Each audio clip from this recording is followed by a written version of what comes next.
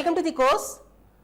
In this lecture, we will be learning about the introduction to statistical analysis with a keen focus on SEM, structural equation modeling, its process and its characteristics, the methods for sampling, its types and application, and the process behind how we can generate a test hypothesis, that is null versus alternate hypothesis, and test statistic methods. This module focuses on the statistical modeling, its basic parameters and test of hypothesis, and provides the methods available for test statistic.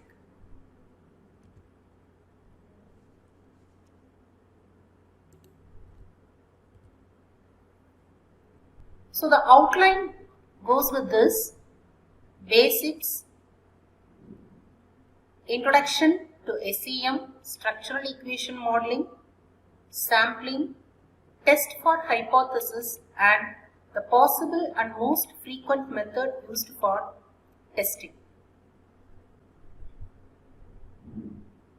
So first let us see what is the difference among univariate and multivariate analysis. So univariate analysis, it focuses on the evaluation of data corresponding to only one single attribute. So the data is being described and patterns are analyzed based upon the availability of a single determined variable with its tuple of records. Similarly, in multivariate analysis, here we are focusing on more than one variable for doing analysis for pattern evaluation and relationship determination. So here multivariate analysis involves a variety of statistical methods focusing on exploring the patterns that relates with different sort of variables. So as a outcome, we are exploring the relationship that exists between one or two variable in a single or more deterministic pattern of evaluation. So thereby the dimensions across variable and its insights are revealed explicitly. One of the most predominant method that is widely used for multivariate analysis is structural equation modeling. So this method is explicitly used for representing, estimating and testing a network of relationship among a number of defined variables. So possible examples include regression analysis, repeated measure analysis and confirmatory factor analysis. So these are the methods that possibly focus on SEM for determining the relationship that exists among more than one predefined variable. So the main goal and target behind SEM is to understand and to explicitly reveals the patterns that exist between the data which is defined and observed in terms of correlation or covariance, and also the variance is explicitly derived among the attribute that is discussed for determining the relationship. The process behind SEM focus on the following steps. The first is literature analysis for the data that is to be considered for evaluation, and the second, we have to specify a model that is most preferably suitable for the data that is chosen, and the next is identifying the model and the measures for the variables suitably that fix with the model parameters. Then we have to perform descriptive statistics. So here the basic terminologies of descriptive statistics such as standard deviation, variance. Then we have to perform descriptive statistics which explores the level and significance of each and every attribute in the data set. So the minimum value, the maximum value, the mean value, the standard deviation, the mode.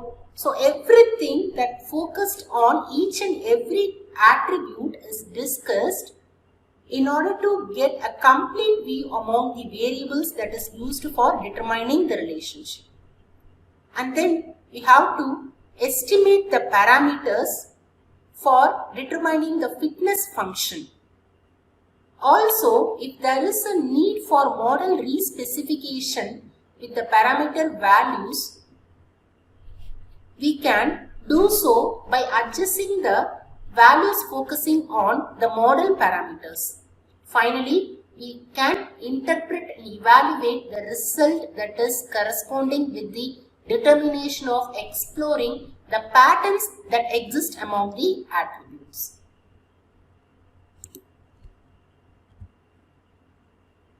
The next is sampling. So sampling, the way the definition, it focuses on the selection of a set of predefined observation from the given data set.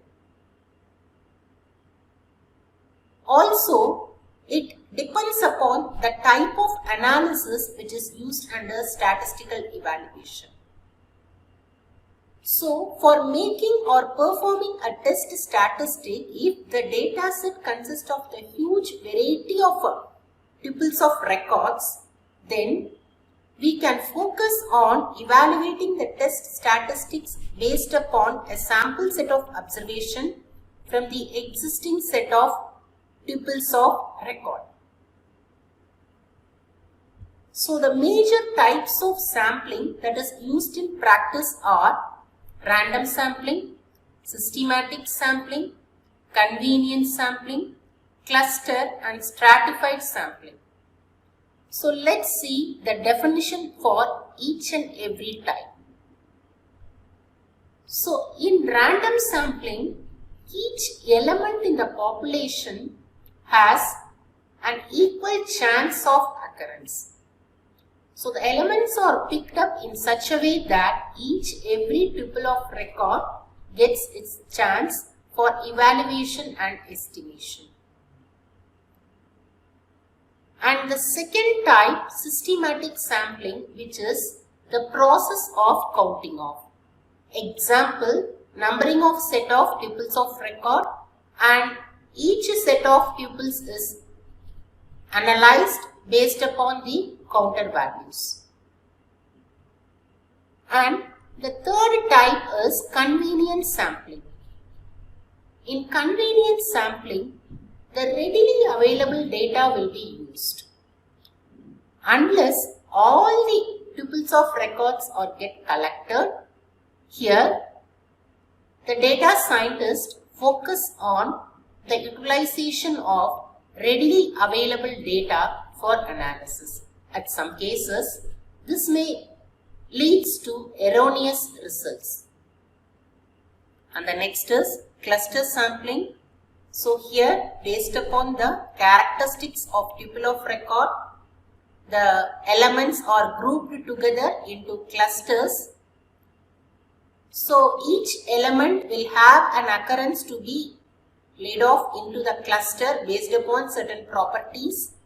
Upon evaluation, the selected clusters are used for analyzing the performance of test statistic methods.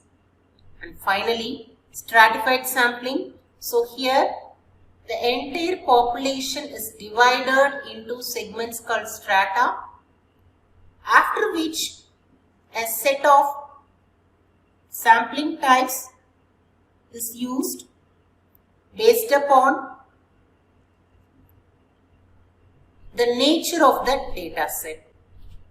So in connection to this, random may be used or cluster may be used for getting good performance and analytical results. So the next is test for hypothesis. So the definition behind statistical modeling focus on the evaluation of a simplified, mathematically formalized way to approximate the reality that is happening on the nature of the data set. So with this, the hypothesis generation is defined as a process for determining the assumption, analyzed guess for the given scenario, whereas hypothesis testing is a process to conclude the assumption. So that may be the condition which is set to true or false, or the performance of the data or the performance of the model is statistically significant or not. So for generating the hypothesis testing for a given model, here null hypothesis and alternate hypothesis are derived, and then based upon the characteristics or nature of the test statistic method, one of the hypotheses may be accepted or rejected at certain stage due to the significance level or the value that has been obtained as a result. So let's see an example for a test statistic method. So before that, you have to know about the steps in hypothesis generation. So the first step that you have to focus is defining null and alternate hypothesis. The second step, you have to state the level of significance, the alpha value. The third step, you have to determine the critical value. And the fourth step, drawing test statistics. And finally, deriving conclusion based upon the result for test statistic as observed. So these are the major steps in setting up a hypothesis for a test statistic approach. So among the various methods of test statistic approaches, these are the test methods T, Z, F and non-parametric test used in practice for analyzing various real-time data in order to get good estimation and approximation and to define the significance level of the test statistic method that is used for evaluating the model.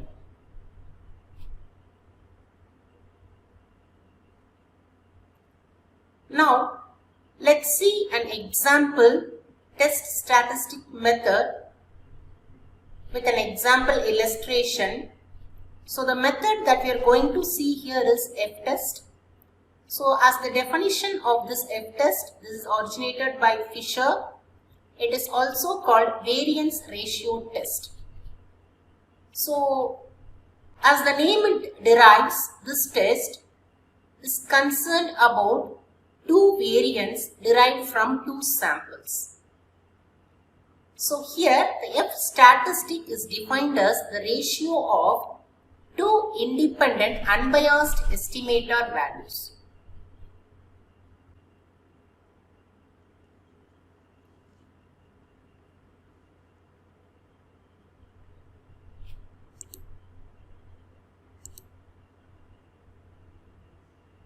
So let's see. Here the formula is defined as F is equal to delta 1 square by delta 2 square, and the value n1 minus 1, the degree of freedom of numerator, and n2 minus 1 is focused with the degree of freedom of denominator. in general, delta 1 square is greater than delta 2 square. The value of F table gives the ratio values with different degrees of freedom and its significant levels. So, the significance degree of freedoms n minus 1 focus on horizontal values, and degree of freedom n2 minus 1 focus on vertical values. As a significant or deriving conclusion, if the F ratio value is smaller than the table value, the null hypothesis H0 is accepted. Okay, so it indicates that the samples are drawn from the same population. So this is the testing case that we are going to identify for the given scenario, and once again I am saying, if the ratio value is smaller than the table value, then the null hypothesis H0 is accepted.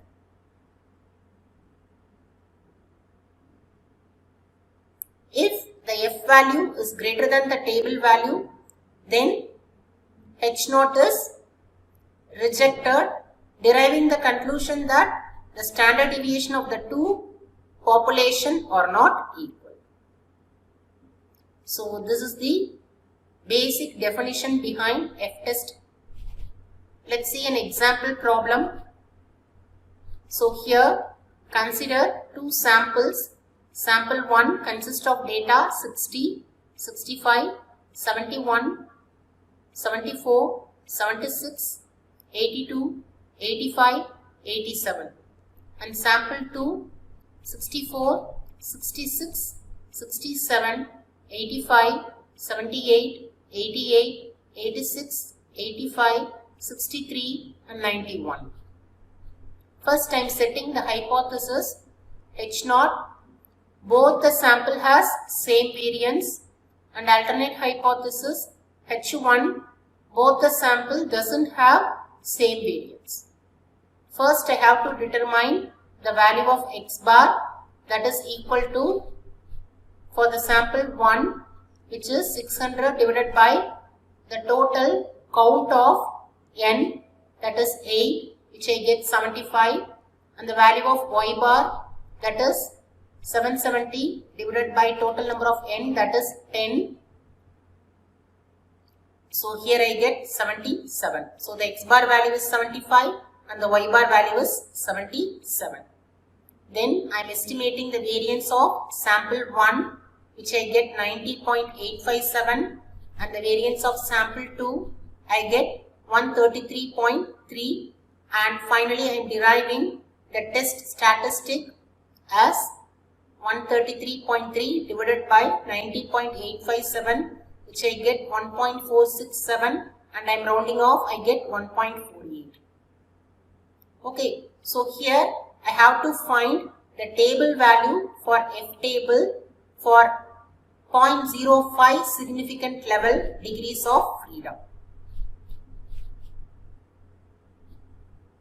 Okay, so the table value that I have found is F for 0.05, that is 3.68.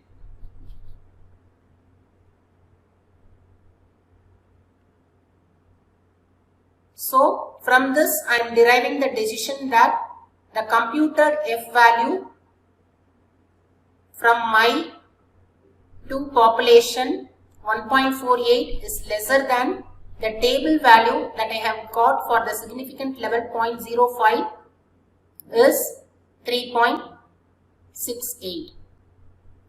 So here the value of F that I have computed is smaller than the value of data that I have observed from the F table for 0.05 significant level. Therefore, I am accepting the null hypothesis and I am concluding the sample 1 and 2 has same variance. So like this, similar case studies can be revealed for handling real-time data in a typical scenario for analyzing whether the given two samples have same level of variance from a derived population.